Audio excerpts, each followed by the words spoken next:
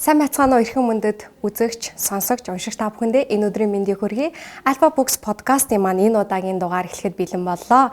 Энэ удаагийн зочин уншигчаар маань за хөөрхөн шувуу төрийн бас байгууллагын тэргүүн parent coach буюу эцэг эхчүүдийн дасгалжуулагчаар Солонгос улсад магистрийн зэрэг хамгаалсан. За Төмөрзаяагч маань өргөдөн оролцоод байна. За бидний урилгыг хүлээн авч өнөөдрийн маань нэвтрүүлэг төрөлцсөн танд баярлалаа. Тэгээ юуны өмнө ярьслахаа таны энэ сонирхолтой ажил мэргэжлэр эхлэе гэж бодлоо л доо. Коучинг буюу эцэг эхийн дасгалжуулагч гэдэг энэхүү одоо бараг бид бүхний одоо чихэнд шинэхэн зүйл мэт сонсогдож байгаа байхгүй. Тэгэхээр та одоо ямар ажил эрхэлдэг, ямар хуу одоо чиглэлийн зүйл одоо хүмүүс заадаг, коуч хийдэг дасгалжуулалт тухайга энэхүү ярьцлага эхлэе гэж би бодлоо. Баярлалаа юуны өмнө энэ сайхан номын тухай ярианд урьж оролцуулж байгаа та бүхэнд их баярлалаа. Тэгээд миний хувьд болохоор Солонгос улсад боловсрол судлаачаар төгсөөд дипломын ажлаа болохоор эцэг эхчүүдийн хүүхдэд нөлөөлөлөөр хамгаалцахад тэгээ ерөнхийдөө би Монголд очиод Монгол хүүхдүүдтэй Монгол ээж аавуудтай ажилланаа. Тэхийн тулд дахиад би юу сурч мэдэх вэ гэж Солонгосын насан туршийн боловсролын төвд шатараатайгаа суралцж агаад эцэг эхийн дасгалжуулагч буюу олон улсад эцэг эхчүүдэд зөвлөгөө хүргэх юм одоо эрхтэй болсон юм аа. Тэгээд энэ мань одоо яадаг вэ гэхээр орчин үеийн хүүхдүүдийн онцлог гэж байгаа тийм. Энэ онцлогуудыг аав ээжүүд минь өөрснөө зөв таньж мэдснээр тэднэртэй харилцах арга замаа өөрөө олох ёстой. Энэ арга зам дээр нь би одоо тус тэмдэглэг болох үүрэгтэй болохоос ш учиргүй зааж зөвдөх биш чиглүүлэг шийдэж өгөх үүрэгтэй ийм хүн байгаа даа. Тэгээ одоогор манайхаар бол маш олон ээж аавууд үйлчлүүлдэг. Ерөнхийдөө сарда 180 орчим хүүхэд болон тэдний ээж аавуудтай ажилдаг ийм хөөрхөн шар шувууд гэдэг төв байна. За баярлалаа. Маш сонирхолтой одоо ажил мэргэжлэн тийм. Миний хувьд бол үнэхээр энэ шинэлэг, маш гэгээлэг, маш сайхан ажил мэргэжил гэж санагдаж байна. За тэгээ хоёлаа өнөөдрийнхээ сонгосон ном руу оръё тийм. Харперийн Гургалдайг хөнөөхүй гэдэг номыг сонгосон байгаа. За тэгээд яагаад энэ номыг сонгох болсон шалтгаантай нь юу вэ гэд тэгээд Харпер гэдэг хүний одоо амьдралаас нь эхлүүлээд хоёлаа зохиолчоос эхлүүлээд яриагаа эхлээд явъя тийм. Миний хувьд болохоор ерөнхийдөө жилд нэг тоотой хэдэн ном уншихыг хүсэж зардаг. Тэгээд 2019 онд бас цөөхөн ч гэсэндээ чанартай хэдэн номыг уншсан байна гэж өөрөө бодоод байгаа байхгүй юу. Тэр тусмаа энэ Харперийн Гургалдайг хөнөөхүй гэдэг ном байна. Хамгийн сэтгэл хөдлөсөн ном. 2019 онд уншсан номууд дотроос хамгийн сэтгэл хөдлөсөн ном. Тэгээд ингээд уншаад би яагаад энэ Гургалдайг хөнөөхүй гэдэг нэрийг өгсөн бол таа гэж төгсөх хэсэг хүртэл ерөнхийдөө явсан. Тэгээд яг тэрэн дээр нэг миний асуултын тэмдгийн гаргалгаа гарч ирээд тэгээд тэрэн дээр баг ингээд үнэхээр нэг тийм сэтгэл хөдлөм кино үзсэн юм шиг тийм баг дуу алдаж баярлаа. Яг ийм юм байна штэ гээл. Тэгээд энэ номыг айгүй олон эцэг эхчүүд ялангуяа одоо хүүхдтэйгээ уулзраа олохгүй байгаа. Хүүхдтэйгээ харилцах эвээ олохгүй байгаа. Манай хүүхд ерөөсөө л нэг биштэйгээ бодсон байгаа. Аав хүн ер нь бол нэг уншчихаасаа таны тэр асуултын тэмдгийн чинь гаргалгаа ер нь гараад ирчих юм шүү гэдэг бодлоор энэ номыг зөвлөгөө олгох, санал болгох гэдэг ингээд өнөөдөр сонгосон. Харин тийм миний хувьд ч гэсэн таныг одоо энэ номыг романыг сонгоход би ч одоо насан турш хүн уншиж болохоор хүүхч уншиж болохоор гэтээ бүгд яг уншихтаа өөр өөрийнхөө өнцгөөс уншиж болохоор тийм айгу өргөн цар үрээтэй ном шиг надад аяг санагдчихсэн. Тийм гарцаагүй энэ Гургалдайг хөнөөхүй ном бол уншигч болгондоо өөр өнцгөр уншигдана.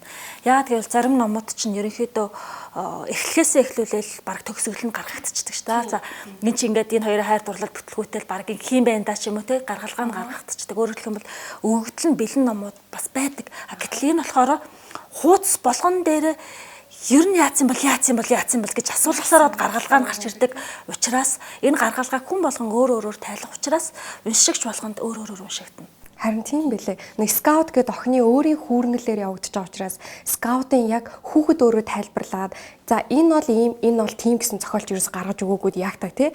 Уншигч өөрөө дүгнэлтээ гаргаад өөрөө өрнүүлээд өөрөө сэтгээд одоо тий өөрийнхоороо ойлгоорой гэсэн үднээс гаргацсан юм шиг хүүхдийн тэр гин цайлгаан өнцгөөс айгуух битсэн ном надад санагдсан. Тэгэхээр хүн болгон уншиж болохоор хүн болгон өөрийнхөө ойлгож болохоор ном шиг айгуу надад бол тэгж уншигдчихжээ лээ.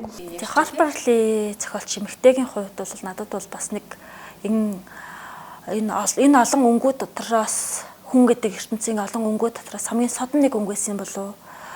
Их одоо тийм бодсон бодолтой. Тэ тэр бодсон бодлоо биелүүлэхийн тулд ингээ ууггүй байж байгаа. Тэгээд л ерөөсөө айгуу тийм тууштай тэгсээр нэг тийм өрмөц ертөнцөл байжтэй л гэж би бодсон Ягаад тэгэхээр бараг л 90 орчим насалсан байлаа шүү дээ, тий. 90 орчим наслахтаа ерөөс ганцхан роман бичсэн. Тий. Ерөөсөл ганц ном зохиол бүтээл гаргасан. Тэр нь үнэхээр чанартай байсан. Гэхдээ тэр роман нь бол өөрийнхөө насныхын хувьд бол айгүй оргил насан дээр нь бүтээгдээд хамгийн амжилттай байсан. Зохиол гарсны дараахан кинон гарсан бас хамгийн амжилттай байсан тий. За тэгээд зохиол маань нэг 1933-аас 1935 оны их хямралын үеийн одоо Америкийн Алабама мужийн Меком гэдэг хотод өрнөдөг тийм ээ. Ном маань ерөнхийдөө 2 бүлэгтэй. Бүлгүүдийн маань эхний хэсэг дээр бол нөгөө Book Readly хүний хүүхдийн нөгөө сониуц ертөнцийг гаргаж ирсэн. Хүүхдийн дотоод ертөнц аливаа зүйлийг таньж мэдхийн төлөө юуг л бол юу хийдэг гэдгийг гаргаж ирж байгаа. Айгуу тийм гоё адал явдалтай хэсэг явж байгаа тий. Хоёрдугаар хэсэг дээр бол бусдыг ялгуурлаж болохгүй. Гол нөгөө хүний оюун санаа, хүний хүн байх учир хүн байхын тулд хальж гээхгүй байх зан чанаруудын тухай илүү ингээд гоё шигтгэж өгсөн хэсгүүд явсан болоо да гэж би харсан. Одоо манай гол дүр скаут бол 6 нас орчимтай тий эхэлж байгаа. Тэгээд бага насндаа бол ээжээсээ өнчөрсөн. Тэгээ аавтайгаа амьдардаг. За аав нь бол өмгөөлөгч хийдэг. За өмгөөлөгч хийхдээ одоо гол үйл явдал бол аав нь өнгөт арстан иргэнийг зохиолдор бол хэлмэгдснээр л гарч байгаа юм л да. Тэр иргэнийг өмгөөлөх болсноор одоо 2 хүүхдэд нөлөөлж байгаа. Тэр нийгмийн одоо тусгалуудын тодруулж харуулж байгаа. За тэгээд энэ 2 хүүхдээ өсөж байгаа аав хүн маань одоо юутай нүүр тулж байгаа. Түүнд нь одоо асрагч эмэгтэй бас өнгөт арстай эмэгтэй байгаа тий. Эдгээрүүдийн гол дүрүүд маань явж байгаа. Дээр нь Book Readly гээд ерөөсө гэрээсээ гардаггүй тий. Гэрээсээ гардаггүй Book Readly гэж байгаа. Тэгээд гэрээсээ гардаггүй ерөөсө олонд харагдахыг хүсдэггүй учраас book гэд хочилчихсан хүүхдүүд тий. Тэгээд энийг олж мэдгээл хүүхдүүд маань сонин зүйлсүүд хийгээд идэг тий. Тийм. Одоо нөгөө ойр орчны хөрш айлууд нь ч тэр Book Readly-ийн тухай маш сонин хүүхдүүдийн нөгөө анхаарлыг бүр сониуч зангийн хөдөлгөөс юм ярьдаг тий. Шүн дөлөөр гарч ирдэг, цонхны цаанаас хараа зогсож идэг гэл гих мэтчлэн зарим нөгөө юунууд нь бүр хэтрүүлэхтэй нэг юунууд хүртэл ярьдаг штэ. Гэртээ одоо өгчгсөн жийж магадгүй өч гэдэг юм уу. Энэ бүхэн хүүхдийн нөгөө сониуч занг хөдөлгөөд за Book Readly гэж яг хин юм бол гэд. Яг үндсэндээ Book Readly маань 15 жил гэртээ бараг гараагүй хүмүүсийн нүдэнд харагдаагүй байж байгаа тий. Үйл явдал нь өрнөхтэй болохоор дийл гээд нэг хүүхэд нэг ирж байгаа юм тий. Зуныхаа амралтаар ирээд энэ гурван маа нэг найзалж эхлээд надад нэг юм хүүхдүүдийн тоглож байгаа тоглоом нэг сони хэсэг байсан. Маш их ном уншдаг. Тэгээ ном уншаад тоглож байгаа тоглоом тэднийхээ дүр дагуу хувирж жүжиглэсэн тоглож байгаа. Маш сонин санагдсан. Бид нар ч юм болохоор айл гэрдээ айл нэг явдаг штэ тий. Монгол хүүхдүүд. Тэгэхэд эднэр болохоор зэрэг ном уншаад уншсан номынхаа дүр төрөөрөө явж байгаа. Маш сонирхолтой хэсэг байсан. Тэр хоёр дээр маань тэр найз ирж байгаа маань тэр найзтай харилцаж байгаа харилцаагаар бас дамжуулж хүүхдүүдийн бас ертөнцийг илүү тодруулсан тий. Дээр нь бол скаут гэж охин маань өөрөө бас их тийм чөлөөтэй. Яагаад чөлөөтэй байгаа юм болоо гэд би их бодсон. Үйл явдал болгон дээр скаутад одоо аавд бас тийм таалагддаггүй шүү дээ. Тий. Таалагдахгүй гэдэг өнцгөрөө биш. Санаа сэтгэл санаанд нь хүрдэггүй те аав хүн бодлоод ийм байгаасаа гэж хүстэл. Скаут аав бол нэг сэтгэл санаанд нь хүрдэггүй те. Нэгдүгээр хэсгээр бас скаут охин чинь багштайгаа шүмжлэлтэй нэлээд ханддаг шүү дээ. Багш нь ч гэсэндээ санаанд нь хүрдэггүй. Тэгэхээр би энэ хүүхдээ скаут охинд маань барагтай юм ингээд санаанд нь хүрдэггүй. Яагаад санаанд нь хүрдэггүй нэг илүү тод гарч байгаа юм бэ гэхэлэр айгүй чөлөөтэй шүмжлэлтэй үзэл бодлоо илэрхийлж чаддаг охин. Нэг удаа аав гараа өөрөөр харж эхэлдэг тий. Галзуурсан нохойг нэг удаа ерөөсөө л нэг удаа онлол буутсан. Тэгэл тэр ерөөсөө аав тэр үеэс эхлээд айгүйх өөрөөр харагдаж эхэлсэн. Тэр аавууд бол ээж хүүхдүүдтэй дандаа ажиглагдаж байдаг юмаа гэдгийг энэ скаут охины нэгдүгээр хэсэг дээр гарч байгаа үйл явдлуудаар гарч байгаа. Скаут охин багш нь бол уншаад сураад сургуультай орсон охиныг одоо ахаад чи яг энэ сургууль дээр л унших хэрэгтэй гэж уншуулаад өөрөөр хэлэх юм бол чаддаг зүйлийг нь дахин давтаад одоо хүүхдийг одоо хүчийг сорихоосоо илүүтэй хийдэг зүйлийг л хийгээд уйдаагаад байсан учраас тэр сургуульд явах дургуй байдлаар өөрийгөө бас чөлөөтэй илэрхийлж байгаа. Тэр хүүхдээ өөрөө чөлөөтэй илэрхийлдэг болоход нэгдүгээр бүлэг дээр аав болвол ерөнхийдөө хүүхдийн хийж чадах зүйлийг өөрсөнд нь найдаал үлдээгээд байсан буюу хүүхдүүд айгүй гоё чөлөөтэй орхиж чадчихсан. Тэгээ чөлөөтэй орхингуудаа асуудал гарч ирэхэд аав гараад ирдэг шүү дээ. Тийм яг.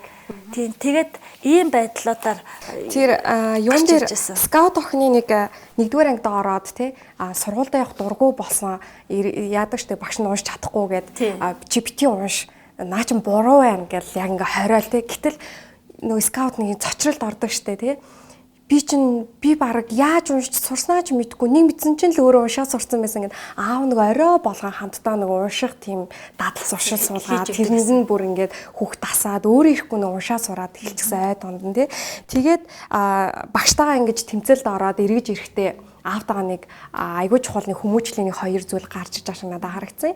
Тэр нь юу вэ гэхээр аава би сургуульд ямааргүй байна. Сургуульч намайг бити унших гэдэг нь штэ. Би яагаад ингэстэй ингээд яагаад гэдэг хүүхдийн асуултаар асууж эхэлдэг. Тэгэхээр аав нь болохоор за чи заавал сургуульд явах хэрэгтэй. Гэхдээ нэг зүйлийг гаргаж ирдэг надад санагдсан. Тэр нь юу вэ гэхээр хоёулаа нэг юм тохиролцсон харилцан буулт хийгээд нэг харилцан буулт гэдэг нэг зүйлийг гаргаж ирсэн тийм тэгээд тэрэн дээрээ тэгдэг шүү дээ нөгөө Атикус маань за чи сургуульдаа яв харин чи уншаа болно гэж байхгүй хоёлаа орой болгон унших дад нөгөө юугаа буцаагаад өргөжлүүлээд ингээ хийгээд явъя гэсэн скаут заа тэгвэл тгийгээд харилцан буулт гэдэг зүйлийн талаар орж ирдэг тий тэгээд аав нь бол яг хүүхдүүдийнхээ хувьд хүүхдэж буруутгахгүй нөгөө хүнийгч буруутгахгүй эсвэл бол багш чинь ч зөв чиний эсвэл зөв гэж хин нэг талд нь нэг туйлд нь зогсдоггүй дандаа гоё өөрөөр нь эргцүүлж бодоод дүгнэлт гаргах тийм үг шидчихдэг.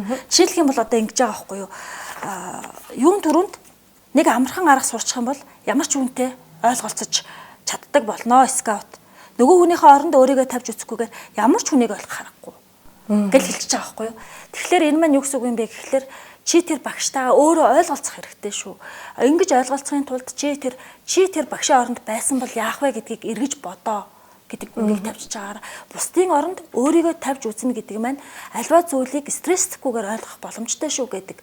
Айгуу гоё амьдралын зөв болох юмыг ингээл хүмүүжлийн гол зүйлийг. Тэгээ аавууд маань ингээл ерөөсөө энэ аав бол ерөөсөө ингэж л оролцдог хүүхдүүдийнхээ хүмүүжил. Одоо чи энийг ингэж хий гэдэг арга замыг олдохгүй сэтгэх арга замыг нь яаж сэтгэв яаж одоо энэ хүнтэй харилцах ивэ болох уу гэдэг боддог тий.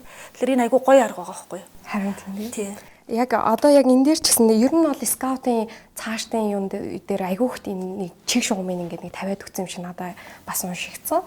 Тэрний юу вэ гэхээр одоо нөгөө Том Робинсон гээд өнгөд арьстай хүний асуудал дээр ч гэсэндээ аав нь дандаа чи тэр хүний өмнө чи тэр хүний оронд байсан бол яах вэ гэдэг дандаа тийм бод гээд сүүл рүүгээ скаут маань тэгдэг штэ. Ер нь сурч эхэлдэг тий. За би Жими оронд байсан бол яах вэ? Би Дилийн оронд байсан бол яах вэ гэдэг дандаа бодож эхэлдэг тий. Тэгээд тэр хүний одоо дандаа өөрийнхөө өнцгөөс биш тэр хүний өнцгөөс аливаа зүйлийг бас нэг олж харах өөр өнцгөөс харах тэр нэг суур хугтхууныг бас аав нь айгуу сайн суулгаж өг. Надад бол энэ Атикус гэдэг энэ аавын хүмүүжил бол үнэхээр гайхалтай санагдсан.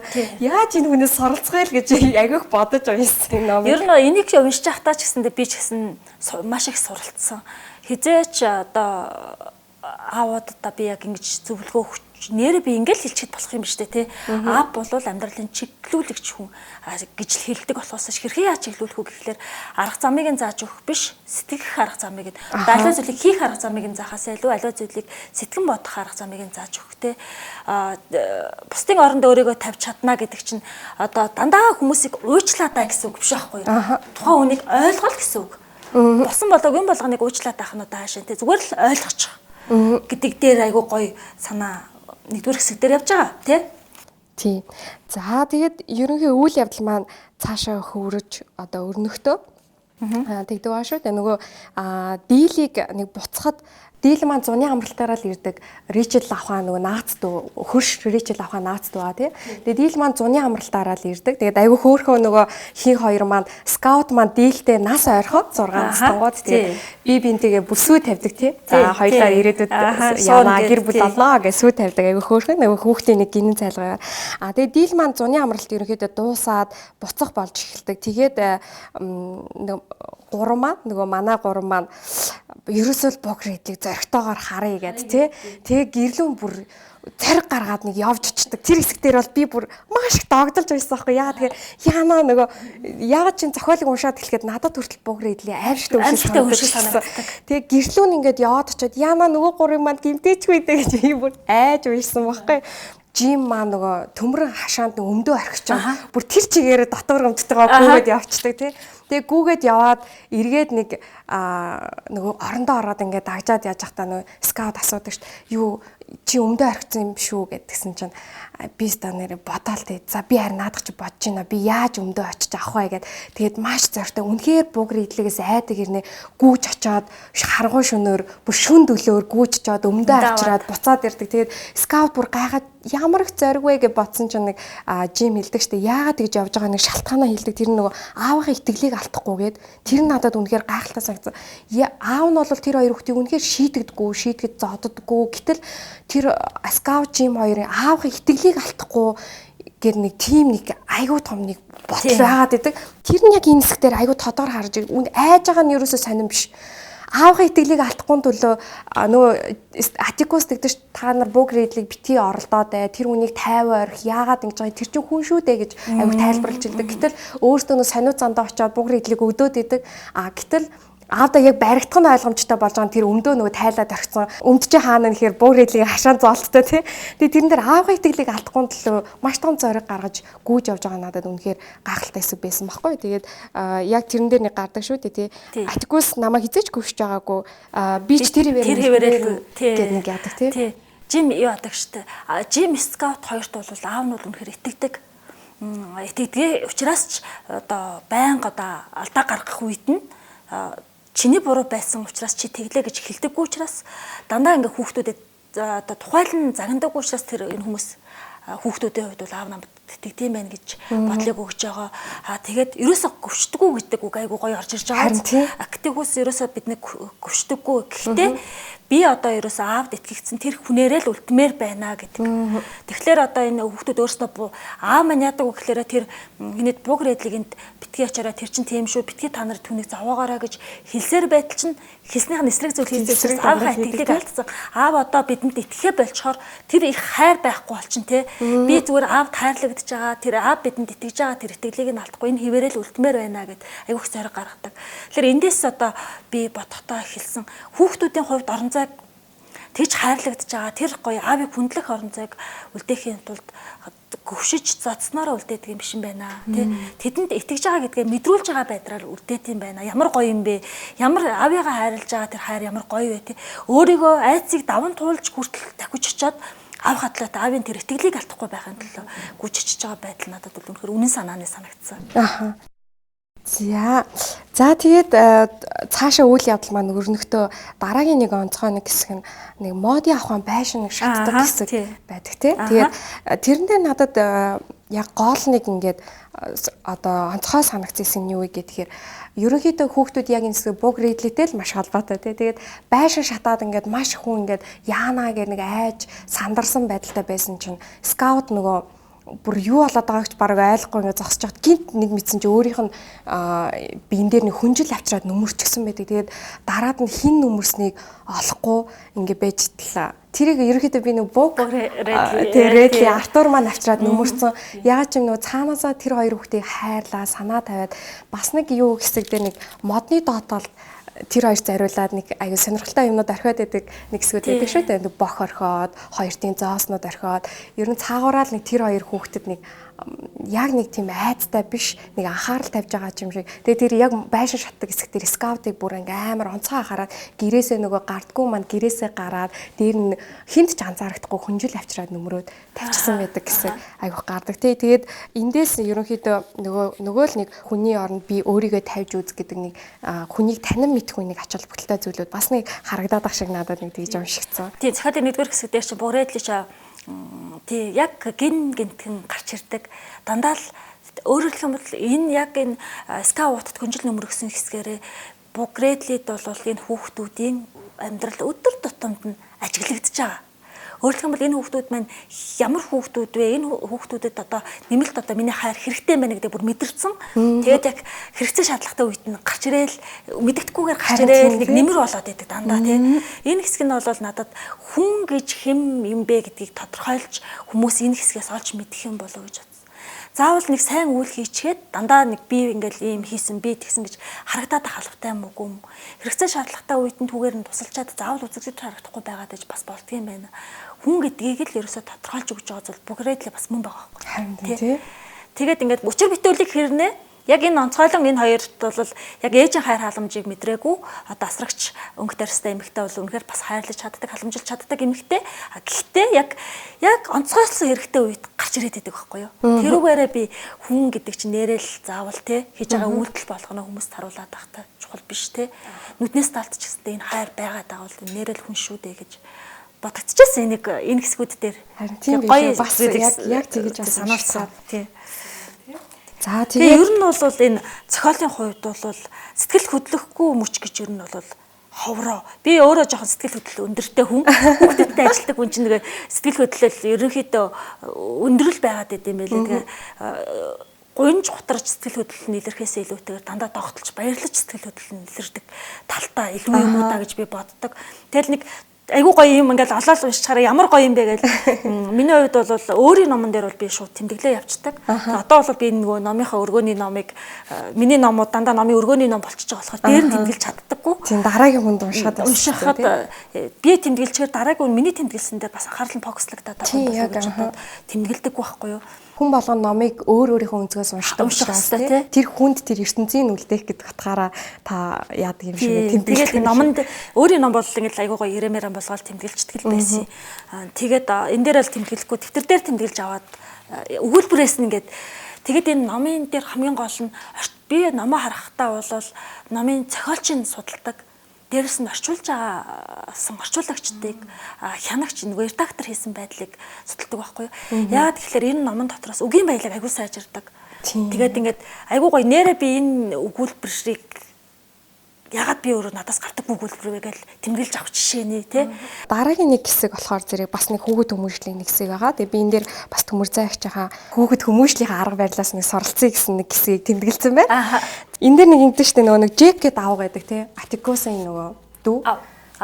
Тийм. Тэгээд тэр Джек аав нэг Фрэнсис гэдэг нэг юм үеэл дүүнийг гарч ирээд скаут Фрэнсистэй нэг жоохон ингээд нэг маргалдаа зодлоо. Фрэнсис ерөнхийдөө скаутыг нэг тэгээ өдөөд идэх ч танаа аав чинь нэгрийг өмгөөлөгч гэж өдөө тий. Нэг айхтар үг гэлдэг. За тэр үгийг нь бол дурдаад яхаа. Гэтэ нэг муухай үг хэлчихдэг гэж явчих. Тэгээд тэгсэн чинь нөгөө тэгдэг штэ. Джек аав тэрийг сонсчоод нөгөө Джек аав нь скаутыг алгадаад унгахчих шиг болсон. Тэгээд бүр нөгөө зүгээр зохиол дээр болохоор төлөөлөлж хэлэхдээ нэг би нэг мэдсэн чинь нөгөө нэг талхны өрөмгтэй хамт налаа хитчихсэн гэдэг. Би тэрийг яг уншихтаа алгадаад унгахчул гэж бодсон аахгүй. Тэгээд тэгсэн чинь хамгийн эндээс нэг сони юм нь Атикус зүгээр л хараа зогсчоод ерөөсөө өмөрдөггүй. Тэгээд дараад нь болохоор зэрэг хамгийн сүүлд нь аягүй сонио тэгж байгаа нэг дүүтэйгээ нөгөө скаут энэ дэрийг унцсан гэж одоо дүүтэйгээ нэг ярилцж байгаа гэсэн аягүй сонио санагцсахгүй надад. Тэр нь үхээр Жиг чиний өнөөдрийн арга хэмжээ авсан арга хэмжээ зөв байсан. Гэхдээ үндсэлчин буруу байсан. Хүүхдүүд бол яг хараад хэлжлээд энэ дэр хамаагүй. Гол нь скаутын түргэн уур зам л хамгийн гол асуудал. Чи гэхдээ зөв арга хэмжээ шийтгэлийн арга хэмжээ авсан ч гэсэндээ чиний үндслэл буруу байсан. Тэр хараал дээр бол чи фокуслах хэрэггүй байсан гэдэг дүүтэйгээ дараа нь ярилцж байгаа байхгүй. Тэгэд энэ нөгөө юу надад аягүй бас нэг аавын нэг аягүй сайн ухаан нэг яваад байгаа хэсэг гарсан байхгүй. Тэгээ би яг энэ дээр бас тэгээд гисэн чинь нэр энэ дээр нэг скаутын нэг хариултал бас нэг байдаг. Тэрний юу гэхээр нөгөө Жек авахтаа ингээ гомдоол уурлал би өстө таныг үзий ядж юм гээл. Тэгээд гиснээ тэгдэг штэ. Дараад нь Жек авах нь за хоёлоо ярилцъя. Энэ ном дээр бас нэг хүүхдээ аягуулсан ярилцдаг аягүй юу нөө тий. Тэгээд нөгөө ярилцъя гэдгсэн чинь тэр Жек авахтаа нөгөө тэгдэг штэ. Та Атикус эзэж нэг хүний байр суурийг сонсдоггүй. Та тэгэхээр зөвхөн Фрэнсисийг сонссон гэдэг нэг тийм хэсгүүд гардаг тий. Та аливаа асуудлыг хоёр өнцгөөс нь харах хэрэгтэй гэдэг нэг бараг нөгөө Жек авахтаа скаут өөрөө хичээл заагаад байдаг тий. Тэгэхээр энэ хэсгийг хоёлоо нэг айгүй гоё зүйлийг чи олж халсан байна. Хүүхдүүд яг нөгөө аавын хүмүүжлээ арга буюу өөрөө одоо скаут чи өөрөө би төрнөөсөө шилээд байгаа скаутын шин чанар бол шүүмжлэлтэй санагдсан зүйлийг шууд илэрхийлж хэлдэг. Ингэж шүүмжлэлсэн санагдсан зүйлээ шууд илэрхийлж хэлдэг байхад аавын нөлөөлөл орсон. Ягаад гэвэл хүүхдийн үгийг сонсож чаддаг, өөрт нь итгэдэг, өөрөөр нь асуудлыг шийдүүлдэг. Тэгээ тийм учраас одоо энэ авахтайгаа өөр учраа олох гэдэг нь шүү дээ тий. Та ярилцах хэрэгтэй нэрэл чиний хэлсэнчлэн энэ хэсэг болгон дээр ярилцах хэрэгтэй байна гэж аваад ярилцдаг. Харин тийм. Тэгээд ярилцахтаа нөгөө хүүхдээ сонсож эхэлдэг хамгийн түрүүнд. Ярилцах хэрэгтэй байна чи сая тэгээд тэгчлээ гэж юусоо хэлдэггүй. Сонсож эхэлдэг. Сонсож эхлэхэд нь яагаад тэр хоёр зөрчилдснөө айгуу гоё тодорхой хэлсэн тий. Аливаа асуудал дандаа бүх талыг нь сонсдог. Гэтэл та нэг талыг нь сонсож жаад дүгнэлт хийж жаад надад ингэж одоо ингэсэн шийтгэлийн арга хэмжээ авсан. Тэгээд бас хиний энэ дээр хэлдэг аюу гоё үг байгаа. Скаут хэлдэг үг. Яг аавын тэр өмнө нь одоо чивт хоёр ярьсанчлан бусдын хооронд өөрийгөө тавьж үздэг тийм сонио сэтгэл зүйн өгүүлбэрийг би уншаад хөө. Тийм. Эндээд би юу асан санагдаад байна. Айгуу гоё. Хүүхдүүд бол одоо гомдоол одоо яах л бол доо тий. Тийш дээ гомдоол муулаад одоо хин нэгэнд шүмжлээл яваад байна гэсэн чинь гэсэн. Джек авгаа та бол сайн хүн. Би таныг ийм зан гаргасны дараа ч гэсэн хайрлсан хэвээрээ байна. Гэхдээ та хүүхдийг ойлгохдоггүй гэлээ. Энэ бас яг нөгөө нэг скаутын айгуу гоё тийм альва зүйлд өөрийнхөө чөлчөлтэй санагсан, шүмжлэлтэй санагсан зүйлээ шууд өөрт нь илэрхийлээд байд. Тэгэл эн чинь яагаад би хүүхдийг ойлгодоггүй гэж би ойлгож байгаа шүү дээ. Тийм учраас ингээд ярилцъя тэгвэл гэж аваад саяны ярилцлага болж байгаа. За тэгээд зохиолын маань дараагийн нэг хэсэг нь нэг дюбас гэдэг нэг айхтар ууртай хадагдаатай холбоотой нэг хэсэг гарч ирдэг. Би яг энэ номыг уншсны дараа киног нь үзэх үнэхээр надад нэг төрөөд дөрүүдээ боддоор хармаар санагдаад би бол зохиолын уншихтаа өөрийнхөө ингээд дөрүүдээ төсөөлөд харж байгаа байхгүй. За нэг буг рэдлээ гэж тийм хөвөл нөхөр байгаа. За скаут яг тийм охин байгаа даа гэж дараад нь киног нь айгүй хайж гисэн чинь бүтнээрээ бол кино надад олдож чадаагүй. Тэгтээ нэг яг нэг киноны нэг хэсэг партууд нь бол гарчсан. Тэгээд дюбас хадагтаа тэрэн дээр үнэхээр яг миний төсөөлж хийсэн. Ямар ч зэрэг нэг айгүйх тийм нэг нилээ юм нэг турахаа тэгээд нилээ юм хахир нэг эмгөө ингээд нөгөө байшингийнхаа уртал ингээд суугаад яг тийм байж идэг тийм. Үгүй хоёлаа ялсан төсөлсөн байна. Би яг тэгэд би киног нь юуг нь ч үзээгүй. Дөрүүдээ ч хараагүй байгаа. Тий. Би яг нэг тийш төсөөлсөн чинь бүр яг нэг тийм яхад нэг юм байдаг штэ тий. Зохиолын маань нэг дараагийн нэг онцгой хэсэг дюбас хадагтаа холбоотой хэсэг гэдэг тий. Тэгээд Жим Ачигос хоёрыг маш хөөддөг. Тэр нь дандаа аавынх нь нөгөө эмзэг сэдвэр нь өдөөд идэг нэг талаад гардаг. Тэгээд Жимийн тэр нөгөө төргөө уур зан дюбас хадагтаагийн хамгийн хайрладаг цэцгийн мандлыг нэг сүтгэждэг хэсэг гардаг тий. Тэгээд за зохиолын дараагийн нэг онцгой хэсэг нь дюбас хадагтаагийн нэг одоо холбоотой үйл явдлаар өрнөдөг. Тэгээд дюбас Жим скаут хоёрыг маш хөөддөг. Ерөнхийдөө дандаа нэг эмзэг сэдв болох негруудыг өмгөөлөгч гэдэг юм уу. Гэрийн урдуур нь дандаа алхаж өнгөрөхөөс өөр аргагүй замтай. Тэгээд тэр замаар нь өнгөрөхтөн дандаа өддөг. Гэтэл нэг удаа Жим бүр тесрээд хамгийн хайрладаг ургуулдаг цэцгийн мандлыг нь очиж сүйдэж байгаа нэг юу хэсэг гардаг. Тэгээд хамгийн дараад ааваас нь ирж байгаа шийтгэл бол дюбас хадагтаад өдөр болгон бараг нэг сарын турш өдөр болгон нэг цаг өнгөрөхтөө дандаа нэг ном уншиж өгөх шийтгэл оногдуулдаг нэг хэсэг гардаг аа тий. Дюбас хадагтаа бол яншаа сэтгэл бараг юм таардаггүй. Харин тэгэл нөгөө хоёр хүүхдээ чинь байнга өддөг.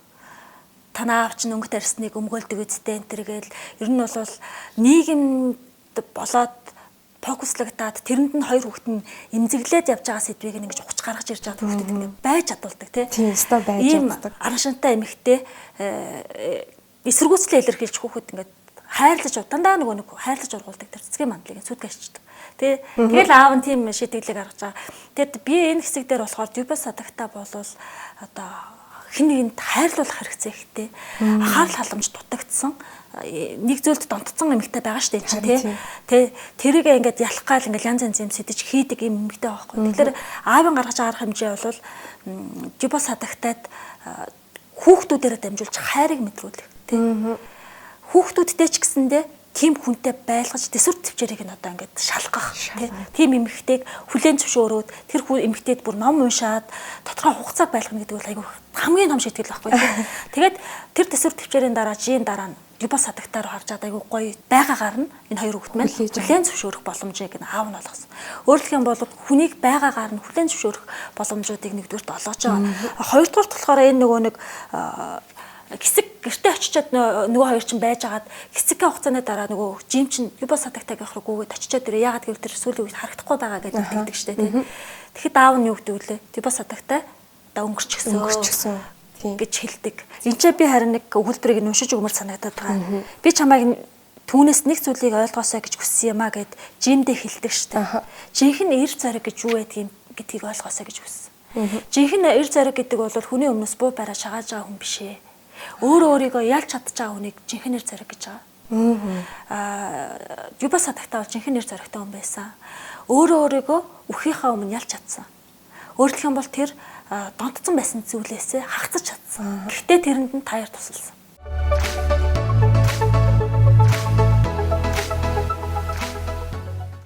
За 2 дугаар бүлэг маань эхлээд болохоор өрөндөг үйл явдал маань хүүхдүүд аав нөгөө хөдөө явсан хойгоор хүүхдүүд маань кэл асрагчтайгаа тоочтойгоо хамт анхны худалдаа авалт гэж сүмрөө одоо өнгөт арьстай хүмүүсийн сүмрөө очиж байгаа хэсгээр өрнөж эхэлдэг аа тий.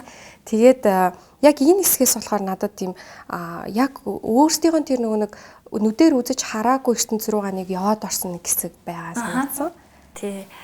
Хүүхд болохоор ер нь бол хүүхдүүд бол дэлхий дээр ирээд одоо нас биеинд хүрэх хүртлээ бусд хүмүүс намайг юу гэж бодох вэ гэдэг хандлагаас илүүтэйгээр бусдыг ялгаатай байдалтаар хардаггүй. Ерөөсөө өнгөтэй энэ өнгөтэй хүн надаас ялгаатай гэдгээр анханасаа боддоггүй. Ерөөсөө хүн л хүн гэдгээр нь ханддаг. Тийм гой цагаан цайлгаантай байдаг тий.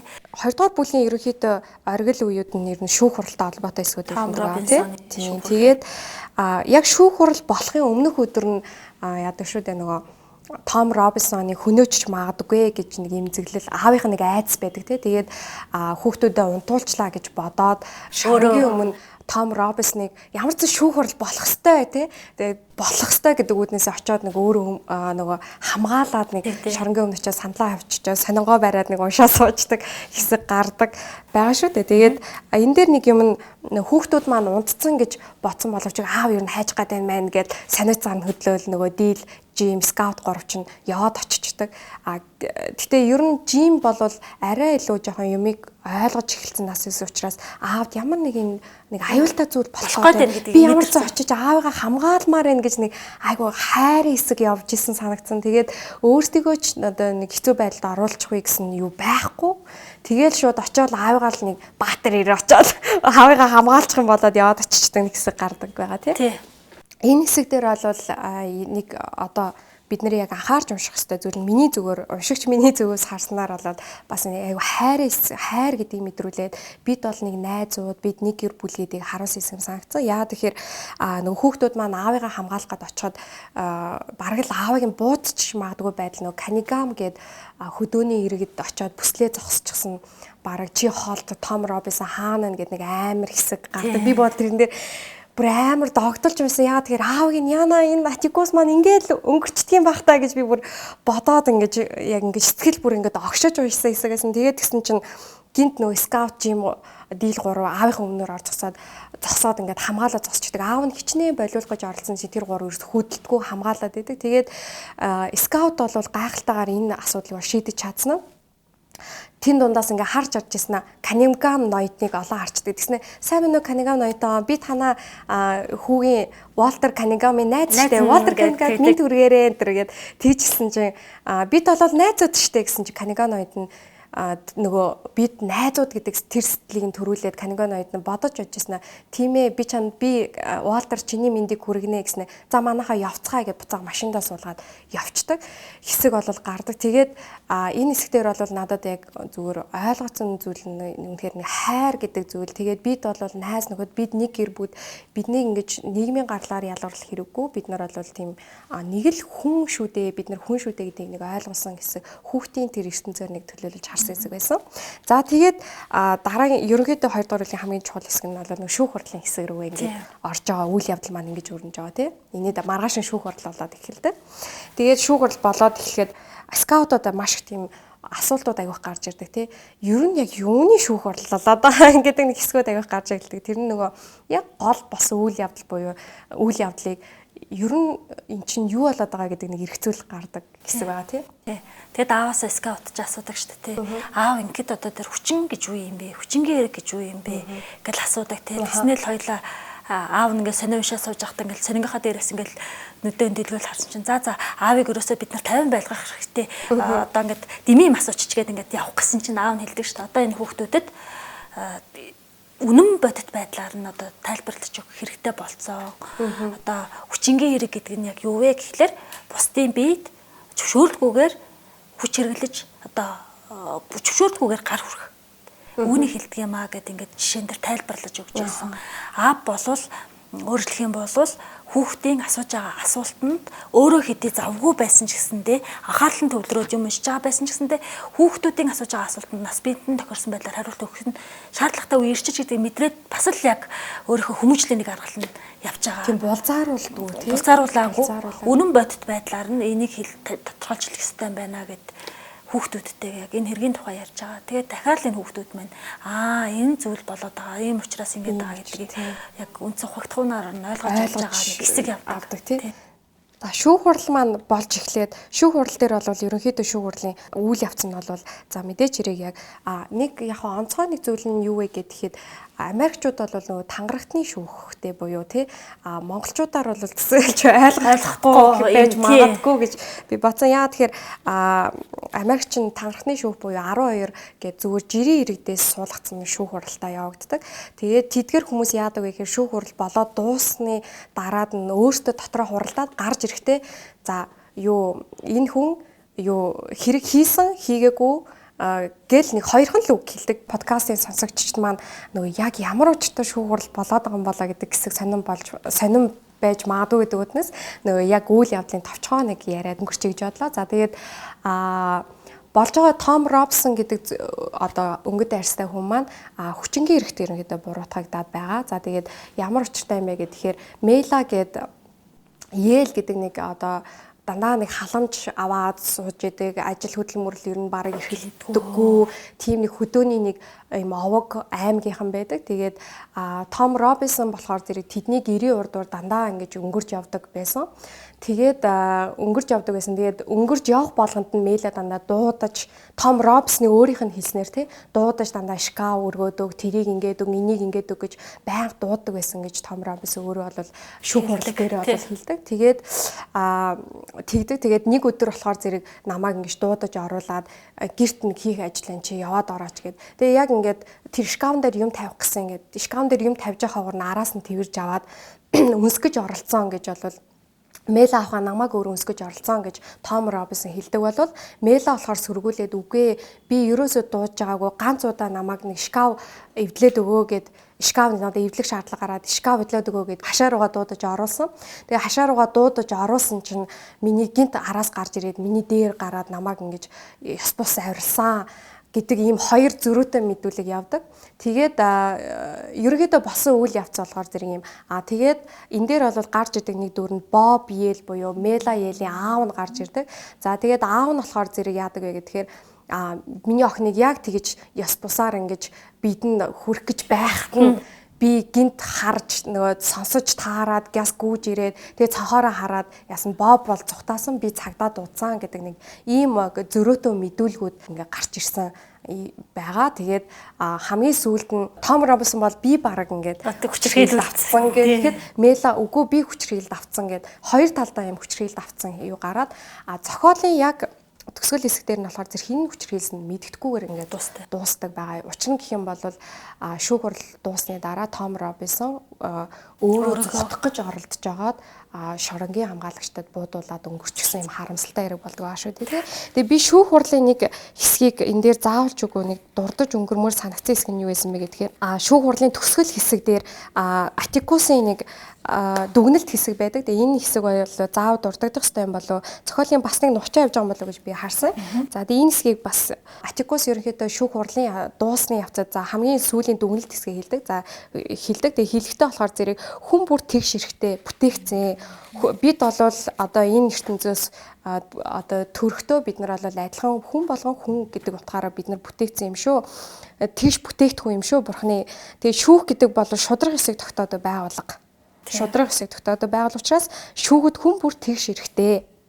Шүүх хурал гэдэг нь шүүгчдийн бүрэлдэхүүн шигээ эрүүл шудраг. Шүүгчдийн бүрэлдэхүүн түүнийг бүрдүүлж буй хүн нэг бүр шиг эрүүл шудраг байх ёстой гэсэн үгийг хэлээд ерөнхийдөө шүүх хуралыг бол дуусгасан байдаг байгаа тийм. Тэгээд шүүх хурал дуусахтаа болохоор яаж дуустдаг вэ гэхээр дүгнэлт бол тангарагтны шүүгчийн 12 гишүүний бүрэлдэхүүн маань хуралдаж эцэст нь Том Робинсон буруутай гэдэг ганц үгээр одоо хэлээд энэ хүнийг хийгээгүй хэргийнхэн төлөө ялалж байгаа нэг хэсэг бол гардаг. Тэгээд одоо энэ дээр болохоор зөвхөн хүмүүсийн дүгнэлт нь юу вэ гэхээр угаасаа энэ хэрэг анханасаа тодорхой байсан. Хийсэн ч бай, хийгээгүй ч бай энэ хүн өнгөт дайрсан гэдэг утгаараа яллагдах ёстой. Дүнэлт бол гарчиж байгаа нь тий. Тэр чутгаараа тухайн үеийн нийгэм маань өнгөт арснууд маань ямар их ялгуурлагдаж ямар их төсвөр төвчээрийг одоо өөрөөсөө гаргаж ирсэн бэ гэдгийг энэ зохиол бол нүдэнд харагдтал гаргаж ирсэн. Ер нь уншиж байхад бол Том Робинсон өөрөө буруугүй юм байна гэдгийг нь бол мэдрэгднэ үзэгчдэд бол тийм тэгээд гэвчиг одоо тангарахтны шүүхээс бол буруутайг гаргаад ирэн тэр бол гарцааг ойлгомжтой тий. Ойлгомжтой. Тэгээд энэ шүүх хурал дээр бас нэг хөөрхөн нэг хэсэг гардаг шүү дээ. Би тэр хэсгээс хэлчихгүй нөгөө Жим багштайгаа ярилцдаг тий. Жимийн багш болохоор яадаг вүлээ хэн болвол Гитлер бол муу хүн айгүй их ялгуурладаг. Тэр Гитлер бол еврейчүүдэд бол тэгж ялгаатай хандах ёсгүй байсан юм аа тий. Хүн болгон тэгш хэрэгтэй, хүн болгондоо иргэжлэхэн үйлчлэх хэрэгтэй. Гэтэл Гитлер тэгээгүй еврейчүүдийг маш их ялгуурлаж дарангуйлдаг байсан гэж ярьдаг. Хичээл дээр бол тэгж ярьдаг хүн тий. Тэгсэн хэрнээ шүүх хурал дээр бол багш нь сууж яадаг тий. Суунгуудаа энэ муу өнгө тарснуудыг одоо хашрах ёстой. Эдний цаг нь болсон. Одоо утахгүй эднэр чинь давраад одоо бид нартай одоо цагаан харснуудтай гэрлэн гихэн шивдэ гэдэг үгийг хэлжсэн. Өөрөлдөх юм бол энэ дээр ингээд бүр энийг айгу тодруулж гаргаж ирсэн. Багш хүн амаараа нэг зүйлийг ярьдаг. Гэтэл чинь үйлдэлээрээ өөр байна. Ямар сони юм бэ гэдэг зүйл Жимийн толгой дээр эргэлдэж байгаа нэг хэсэг гардаг тий. Тэгэхээр хэлж байгаа үг хийж байгаа үйлдэл хоёр маань нэг шугамтай байх ч бид нар бусдад үлгэрлэх ёстой юм байна гэдэг бас би айгу сайн ойлгож авсан хэсэг байгаа. Ерөнхийдөө Том Робинсон болохоор амиа одоо хөнөөлөж байгаа тэр шалтгаан гэх юм бол уг нь бол давж заалдах шатны шүүх гэж бол байгаа. Атикус тэрэнд бол бэлэн байсан. Би энэ хүнийг ямар нэг байдлаар аварч чадна гэсэн итгэл байсан боловч Том Робинсонд бол тийм итгэл бол байгаагүй. Яагаад тэгэхээр угаасаа би өнгөт дайрстай намайг ямар нэг утгаараа шийтгэн. Тийм учраас би өөрөө яаж игээд амиа аварчий гэж бодоод шороогоос цухтаад тэгээд тэрнээсээ болоод бидээ юу лээ бараг 20 удаа буудуул өнгөрсөн байдаг лээ тий. Гэтэл Том Робинсны дүрийг нь өөрөө ингээд бодоод үзэх юм бол маш их тусархуу, ач тус ихтэй. Яагаад тэгэхээр Мелагийн гуйсан болгоныг биелүүлдэг хизээж гэхдээ хариуд нь хизээж төлбөр авч үзээгүй дандаа л тэхээч гэн тэгдэг. Яагаад гэд яг шүүх хурлын үеэр Том Робинсон асуудаг. Чи яагаад Мелагийн гуйсан болгоныг биелүүлдэг? Тэг яагаад хизээж төлбөр авдаг юм бэ гэсэн чинь би Мелаг маш их өрөвддөг байсан. Ганцаараа энэ олон дүүнэрээ ганцаараа дижээ аав нь дандаа арх уудаг. Тэгээд угаасаа надад төлбөр төлөх чадамжгүй гэдэг би мэддэг байсан. Тэгээ Мелаг маш их өрөвддөг байсан учраас би гуйсан болгоныг биелүүлдэг байсан гэдэг тэр өрөвч нинжин сэтгэлийг Том Робинсон маш гаргаж өгдөг тийм дүр бол байгаа тий. Тэгээд Том Робинсон бол үнэхээр шудраг тэгээд дээрэс нь их өгөөмөр нинжин сэтгэлтэй хүнээ гэдгийг энэ дүрээр гаргасан. За ерөнхийдөө зохиол маань ингээд дуустдаг байгаа. Тэгээд сүүлийн хэсгээр бол дандаа ухаарлын хэсгүүд буюу скаут ерөнхийдөө юу гэж дүгнж байгаа, ер нь юу гэж ойлгогдож байгаа, юуг энэ болсон 2 жилийн үйл явцаас ойлгоо гэдэг тэр скаутын ухаарлал хэсгээр дуустдаг байгаа тий. Тэгээд яг энэ төгсгөл хэсэг дээр яг Гургалдайг хөнөөхүй гэд скаутын бас амьдрал яг энэ 2 жилийн амьдралаас ойлгож авсан хэсгүүд нь гарч эхэлдэг байгаа тий. Сонсогч уншигчид маань ч гэсэндээ бас ямар нэгэн зохиол намыг уншаад өөртөө нэг зүйлийг тусгаж юм уу өөрөөрөө дүгнэлтийг ч юм уу нэг тийм ертөнцийг харах өнгө арай өөр болдог болоо гэж би боддог. Миний хувьд ч гэсэндээ энэ зохиолыг уншаад яагаад Гургалдайг хөнөөхүй гэдэг нэрийг өгсөн юм бэ гэдэг асуултын хариултыг олж авсан. Тэгээд энэ асуултын хариултыг олж авахдаа хүн гэж яг хийн, хүн байхын тулд өгөгдсөн энэ гоё өгөгдлөөсөө юуг нь авч гэх нөгөө авч үлдэх юм те юуг нь гээх ёстой юм те энэ хүн гэж зүйл чи ямар өгөгдөлтэй ямар зүйл юм бэ гэдгийг үн цэнийг нь илүү их ойлгож илүү бат гүнзгий ойлгож авсан. Тэгээд өмнө нь миний уншижсэн Ричард Киплингийн Хүйтэн төмөр гээд зохиолтой энэ төгсгөлийн дүгнэлт хэсгүүд дээр айгүй их гоё зүйрлэгдэжсэн. Тэгээд Гургалдай нөгөө нэг зохиол дээр ингэдэг штэ скаутын авах тий авах ах Жимд буу бэлгэлдэг штэ тий. Буу бэлгэлээд за чи нэгэнт одоо ингээд буутаа болцсон юм чи аав нь тэгдэг штэ. Чи нэгэнт буутаа болцсон юм чи одоо ямар нэгэн амгүй зүйлс буудаж агаад яваандаа нэг амтай зүйл буудах хүсэл төрөх баха. Тий. Гэхдээ чи Гургалдай шувуу хүнэж болохгүй шүү гэд нүгэл олно гэж хэлдэг тий. Тэгээ скаут эндээс бодоод Гургалдай шувуу хүнийхөр ягаад нүгэл олд юм бэ гэж асуудаг. Хинээс асуудаг лээ тэр чинь. Моди яхаа. Тий моди яхаа. Тэгээ асуугаад тэгсэн чинь Гургалдай шувуу бол хамгийн гим зэмгүй хамгийн цагаан цайлган шувуу байгаамаа. Тийм учраас түүний битгий өнөөгөөрэй гэж цагсан байхаа гэж тайлбар. Тэгээд миний хувьд бол яагаад энэ гургалдайг хөнөөхүй гэдэг зохиолыг нэрлсэн болоо. Зохиолоо яагаад ингэж нэрлсэн болоо гэхээр одоо жимбэн бас ааваасаа болоод тий нийгэмдээ үзий ядагдаад тэр нөгөө өнгөт арстнуудыг өмгөөллөө гэдгээрээ тий үзий ядагдаад түүнийг гэсэндээ хорлох гээд хүмүүс яадаг штэ тий оролддог. Маш ихээр оролддог. Тэгээ энэ үе явцад бол жимийн сэтгэл гэмтдэг.